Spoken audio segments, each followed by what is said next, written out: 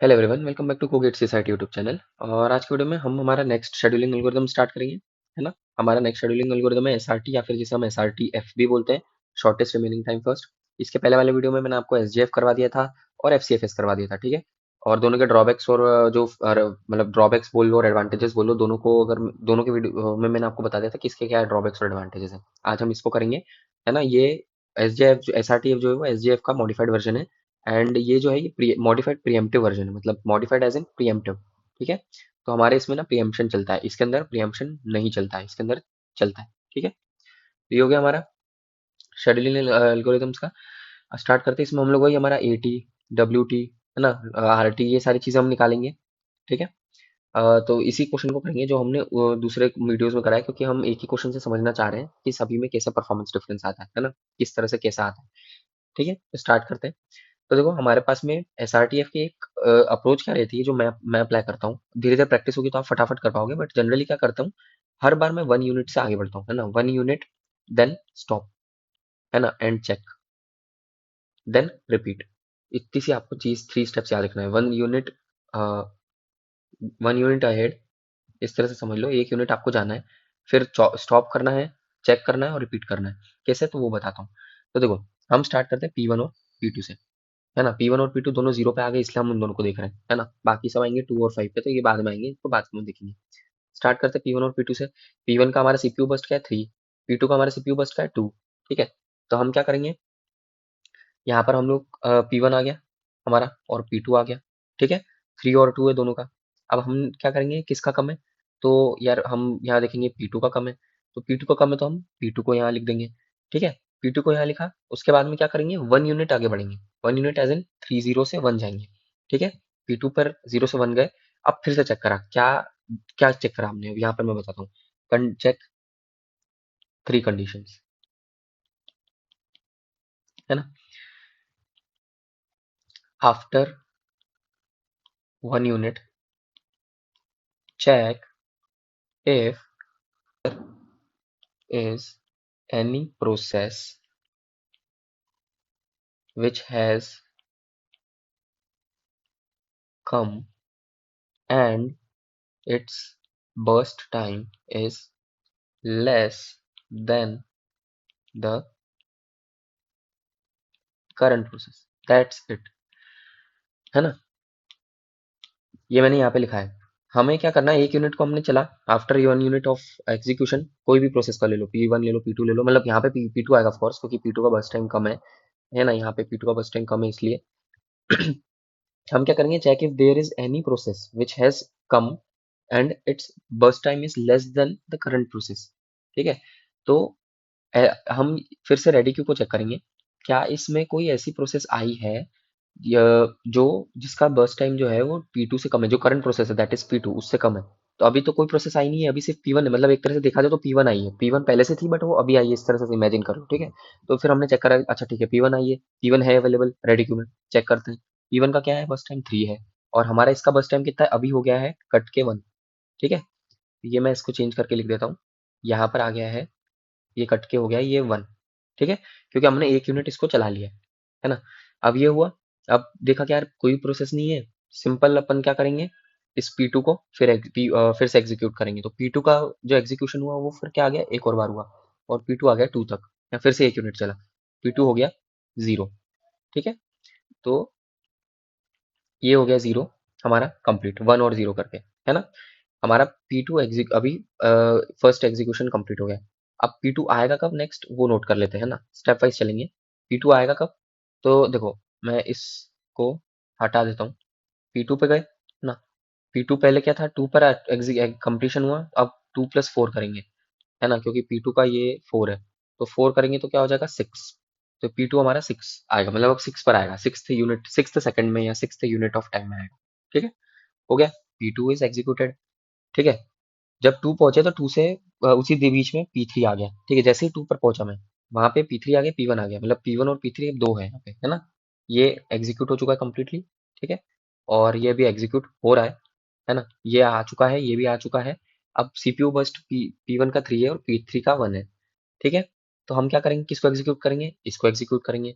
इसको एग्जीक्यूट करा तो ये हो गया P3, P3 को मैंने एग्जीक्यूट करा यूनिट ऑफ टाइम 3 तक, ठीक है, यूनिट ऑफ टाइम 3 तक एग्जीक्यूट करा, ये कंप्लीट हो गया।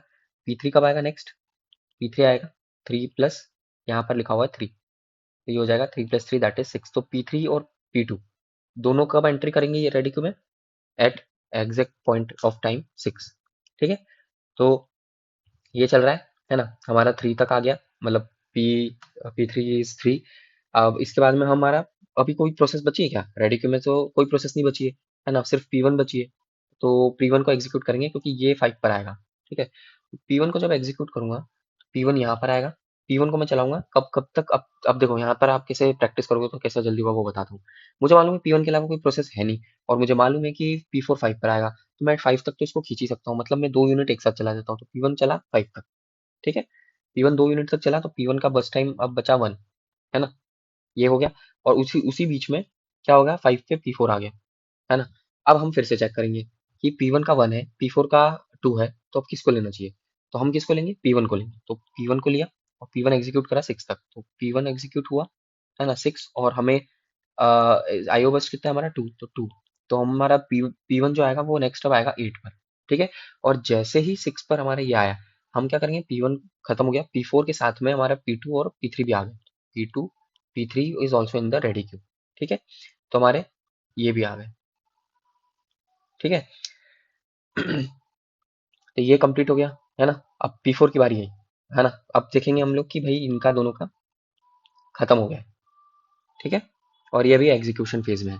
तो और ये 2 यूनिट इसकी कंप्लीट हो चुकी है ना, तो ये भी हो गया है 0। तो ये कंप्लीटली खत्म हो गया है। अब क्या करेंगे, हम लोग चेक करेंगे कि भाई 1 2 और 2 में कौन सबसे कम है? P2 है। तो हम फिर से क्या करेंगे, किसको एग्जीक्यूट करेंगे? P2 को करेंगे, ठीक है। P2 को करा कितने यूनिट ऑफ टाइम के लिए? 1 यूनिट ऑफ टाइम के लिए। P2 को एग्जीक्यूट कर लिया, ये हो गया एग्जीक्यूशन P2 का। 1 यूनिट ऑफ टाइम के लिए एग्जीक्यूट कर दिया, P2 खत्म हो गया। हमारी P2 प्रोसेस कंप्लीट हो गई, है ना। अब P2 7 पर है, अब P4 और P3 में किसको लेंगे? तो यहाँ पे दोनों का बस टाइम जो है वो सेम है, तो हम क्या करेंगे, डेवलप डिपेंड करता है वो क्वेश्चन में क्या गिवन है। तो जनरली ये होता है कि अगर बस टाइम दोनों का सेम है तो जो इसका सबस्क्रिप्ट कम रहता है तो उसको लेते हैं। तो हमने क्या करा, P3 को ले लिया, ठीक है। P3 को ले लिया।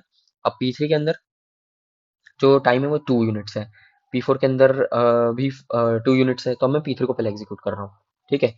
तो P3 को एग्जीक्यूट करा मैंने कब तक? P3 को एग्जीक्यूट करा मैंने 8 तक। 8 यूनिट तक क्यों करा? क्योंकि P1 अभी है जो आएगा 8 पे, तो P1 आ गया, है ना। तो P1 का काम भी कंप्लीट हो गया, ठीक है। तो ये कंप्लीट हो गया। अब देखेंगे P1 के अंदर 2 है, इसके अंदर कितनी यूनिट यूज हो गई है? 1 यूनिट ऑलरेडी यूज हो गई, तो इसमें 1 बची, और इसके अंदर 2 यूनिट्स है, ठीक है। 2 2 और 1, है ना, ये 3 को हमें देखना है। तो इसमें सबसे कम किसका? P3 का ही है, तो हमने फिर से किसको एग्जीक्यूट करा? P3 को करा। तो हम डायरेक्टली भी कर सकते हैं कि भाई मैं यहाँ पर डायरेक्टली इसको, वैसे मैं यहाँ लिख देता हूँ, P3 को हमने 9 तक एग्जीक्यूट करा, तो P3 is now completely executed, ठीक है। P3 एग्जीक्यूट होगा, ये हमने हटा दिया, ओके। अब नेक्स्ट है, अब देखा कि भाई P1 और P4 में कौन पहले आया, तो P1 और P4 में कौन किसका बस टाइम कम है? तो P1 का है, तो P1 को हम एग्जीक्यूट करा देंगे, है ना। P1 को एग्जीक्यूट कराया कितने यूनिट ऑफ टाइम के लिए? 2 यूनिट्स, मतलब 11 तक एग्जीक्यूट हुआ, ठीक है। P1 एग्जीक्यूट हो गया कंप्लीटली, ये हमने हटा दिया। अब हमने इसको रिमूव कर दिया, ठीक है। फिर आएगी बारी P4 की, अब P4 ही एग्जीक्यूट होगा क्योंकि और कोई प्रोसेस बची नहीं है। P4 के उसमें क्या होगा, P4 यहाँ पे आया, वो 2 यूनिट तक चलेगा, ठीक है। P4 यहाँ पर हो गया, 2 यूनिट कंप्लीट, ये कंप्लीट, और फिर 2 यूनिट खाली रहेगा, तो 2 यूनिट सीपीयू खाली रहेगा, ठीक है। तो 15 तक खाली रहेगा। उसके बाद में फिर से P4 आएगा, और इस बार चलेगा 16 तक, है ना। तो इसकी ये भी खत्म, और ये पूरा एग्जीक्यूट हो गया, ठीक है। समझ गए किस तरह से ये पूरी प्रोसेस चली है ना। अब कुछ नहीं करना है, हमें बस क्या करना है, इनके इनके जितने भी टाइम है वो लिखना है। तो देखो P4 16 पे खत्म हुआ है, तो P4 को मैंने कंप्लीशन टाइम लिख दिया 16, ठीक है।